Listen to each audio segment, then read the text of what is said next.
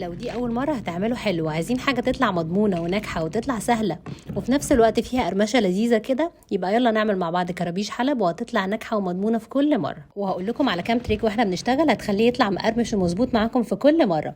استخدمت 3 كوبايات من دقيق السميد، ويفضل يكون الدقيق السميد الخشن، وابتديت ان انا اضيف عليه كوبايه من الدقيق الابيض. انا هنا استخدمت كوبايه وربع، لكن هو المعيار الاساسي هو كوبايه، لكن نوع الدقيق بتاعي النهارده استخدمت معاه كوبايه وربع. و3 معالق كبار من اللبن الباودر، 3 معالق من السكر الابيض، ومعلقه صغيره من الخميره، ورشه ملح. واستخدمت 2.5 كوبايات من الميه.